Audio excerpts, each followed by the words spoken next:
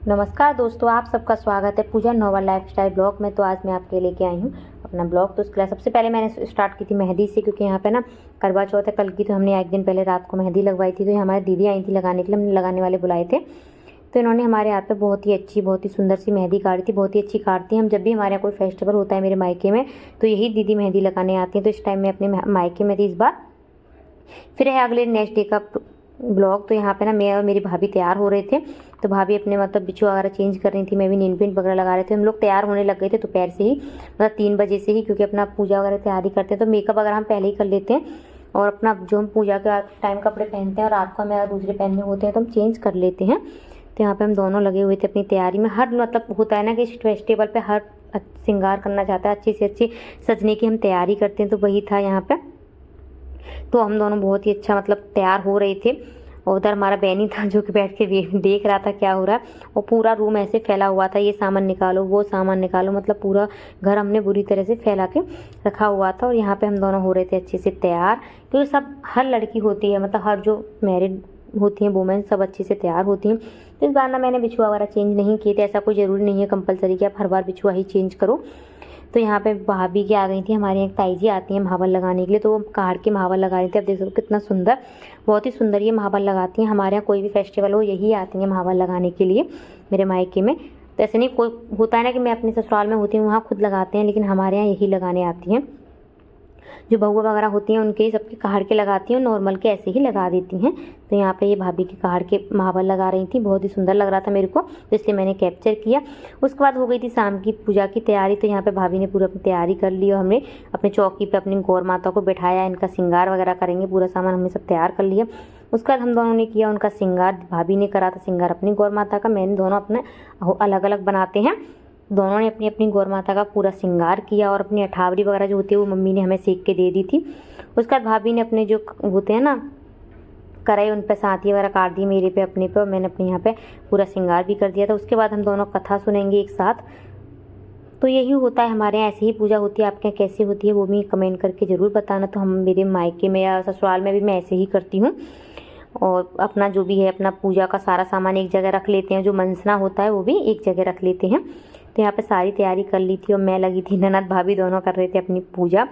तो दीपक वगैरह भी हम दोनों ने जला लिए थे। पूरा दीपक वगैरह जला के तभी हम वो जो कथा होती है ना वो पढ़ते हैं। मतलब भाभी या मैं दोनों में से कोई पढ़ सकता था, तो मैं पढ़ रही थी। और उसके बाद मैंने मतलब जो कथा पढ़ते हैं ना उससे पहले हमें हाथ में जो गेहूं के साथ दाने होते हैं वो भी लेने पड़ते हैं। यहाँ पे बेटी देख रही थी, इसकी ना थोड़ी तबीयत भी सही नहीं थी, इसकी थोड़ी तबीयत खराब हुई थी। उसके बाद मैंने यहाँ पे अपनी जो करवा चौथ की जो कथा होती है वो मैंने पढ़ी। भाभी सुन रही थी, मतलब एक को पढ़ना होता है, तो जब ननद है तो फिर ननद ही पढ़ती है। तो मैं यहाँ पे कथा पढ़ रही थी। कथा को पढ़ते हैं ना तो इसमें हाथ में 7 दाने होने चाहिए, ऐसा बोला जाता है। और इस कथा की बहुत ही मान्यता होती है।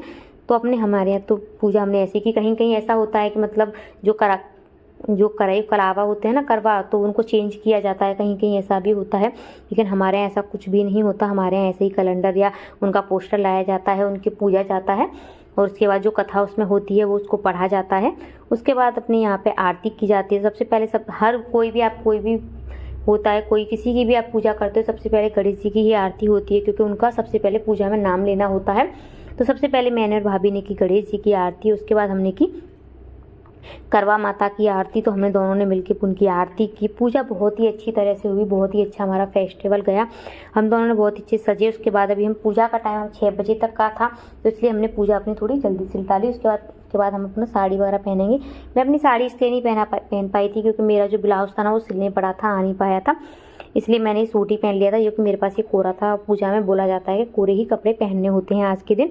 बहुत लोग बोलते हैं कि ब्लू सूट नहीं पहनना चाहिए, लेकिन मैं इतना नहीं मानती। मैं ब्लैक और वाइट का थोड़ा मानती हूँ, और मैं किसी कलर का नहीं मानती। वैसे देखा जाए ना तो सारे कलर उसी भगवान के बनाए हुए हैं, तो मैं किसी कलर को लेके थोड़ा इशू नहीं मानती हूँ, तो कोई सा भी कलर हो, क्योंकि कलर से कुछ भी नहीं होता, उसी भगवान के सारे कलर बनाए हुए हैं। तो यहाँ पे ना भाभी मांग रही थी भैया से पैसे, तो भैया ने भाभी को 10 रुपये दिए। भाभी मांग रही थी ज़्यादा, वो मंजनी में रखने होते हैं ना उसके लिए, तो भैया ने दी 10 रुपये भाभी को। भाभी कहीं 10 नहीं मांग रही, मुझे ज़्यादा चाहिए। तो भैया बोले 10 ही ले लो आप, मेरे पास अभी 10 ही है। तो यहाँ पे हम सब ने अपना जो मंजने का होता है ना, जो वाइट वाला चीनी का खाड़ का बोलते हैं, उसको मंजा जाता है, उसमें खील भर के। और बाकी हमने अपनी पूजा कर ली, जो अठावरी होती है उससे पूजा। तो उसके बाद हमारी यहाँ की ना पूरी पूजा हो चुकी थी। उसके बाद हम थोड़ी देर अपना तैयार व्यार होने चले जाएंगे, क्योंकि अभी हम तैयार तो नहीं हुए थे। भाभी बोल रही थी कि मैं लहंगा पहनूंगी, लेकिन अभी ना बच्ची की तबीयत सही नहीं थी, तो लहंगा का कोई कंफर्म नहीं है कि भाभी लहंगा पहनेंगी। इसी साड़ी को पहन के भी रह सकती हैं, क्योंकि जब बच्चा परेशान होता है ना तो फिर इतना हो नहीं पाता है। उसकी तबीयत थोड़ी सही नहीं थी, तो यहाँ पे वो उठ गई थी अपना जो लेने का है मम्मी को देने के लिए। तो यहाँ पे मम्मी ने अठावरी वगैरह जो था वो सब दे दिया। दोनों ने मंस के, यहाँ पे मंस मैं भी अपनी सास को देती हूँ अपना मंस के, तो मैंने भी साड़ी वगैरह सब दे चुकी थी पहले ही। तो यहाँ पे फिर हम खाने पीने में लग गए थे तैयार होके। तो मम्मी बोली जिनका व्रत नहीं है वो लोग खा सकते हैं। तो ये मेरा छोटा भाई था, क्योंकि इसकी तो कौन सी वाइफ थी, तो इसने अपना खाना पीना शुरू कर दिया। और फिर अरक निकल के आ गया था चंदा बाबा, तो हम चल दिए अरक को देने के लिए। यहाँ पे बेटी थोड़ी खेल रही थी, तो मैं और भाभी चल दिए छत की तरफ, क्योंकि इसका बहुत ज़्यादा इंतजार होता है कि कब निकले, क्योंकि भूख बिल्कुल भी नहीं लगती है, लेकिन पानी पीने का इतना मन करता है कि बस कैसे भी पानी पीने को मिल जाए। और जो चंदा मामा निकले थे आज के दिन बहुत लेट, 8:45 बजे जाके चंदा मामा निकले थे, तो उसको निकलने की ना अलग ही खुशी थी। तो हम दोनों चल दिए ऊपर की तरफ अपने अपने चलनी और जो भी होता है सब कुछ लेके। तो यहाँ पे पहुँच गए थे हम छत पे। तो आप देख सकते हैं कितने अच्छे, मतलब बहुत ही बड़ा चंदा निकला था। और यहाँ पे आप देख सकते हो कितना मैंने पास से दिखाया, पूरा निकला था, बहुत ही अच्छा लगा। और यहाँ पे सबसे पहले भाभी, हमने बोला भाभी आप पूजा कर लो, तो मतलब एक एक करके दोनों ही को करनी है, एक साथ भी कर सकते हैं, लेकिन ब्लॉग शूट करना था तो यहाँ पे अलग अलग करी थी उन्होंने पूजा। तो भाभी ने पहले पूजा की, अपने अर्घ दिया और अपना पूजा पाठ की। तो आप क्या कैसे होती है वो भी कमेंट करके फिर ज़रूर बताना। तो हमारे यहाँ तो नॉर्मल ऐसे ही होती है, और देखा जाता है तो बहुत लोग राजस्थान में अलग तरह से होती है, सब जगह अलग अलग के रिवाज हैं। तो हम तो यूपी से हैं और हमारे यहाँ ऐसे ही होती है। तो आप देख सकते हैं अपने मतलब हस्बैंड को तिलक किया जाता है, उनको आरती की जाती है, चलनी में मुंह देखा जाता है। जो पहले ज़माने की होती थी लेडीज़ वो तो कुछ भी नहीं करती थी ऐसा। ये अब नए ज़माने के लोग हैं तो चलनी में वगैरह देखना स्टार्ट कर दिया है, लेकिन अच्छा लगता है, मतलब अलग ही खुशी होती है इस त्यौहार की। साल में एक बार आता है, ऐसा लगता है मतलब सब कुछ कर लें आज के दिन, पूरा श्रृंगार अच्छे से सज लें, मतलब बहुत ही ज़्यादा अलग खुशी होती है। तो यहाँ पे भाभी ने चांद को देखा, उसके बाद अपने मतलब भैया को देखा उसमें, और उसके बाद भैया को पानी वगैरह पिलाने का होता है, और भैया भाभी को पिलाने का होता है, मतलब हस्बैंड वाइफ एक दूसरे को पिलाते हैं और मिठाई वगैरह खिलाते हैं। यहीं पे ये व्रत हो जाता है कंप्लीट। तो बस सबसे ज़्यादा हर किसी को होती है बस पानी पीने को मिल जाए, कुछ मिले ना मिले कोई फ़र्क नहीं पड़ता है। तो यहाँ पे भाभी ने भैया को मिठाई खिलाई थी, और यहाँ पे पानी वगैरह पिया इन लोगों ने एक दूसरे को। तो भैया ने भाभी ने मतलब मिठाई खिला दो भाभी को।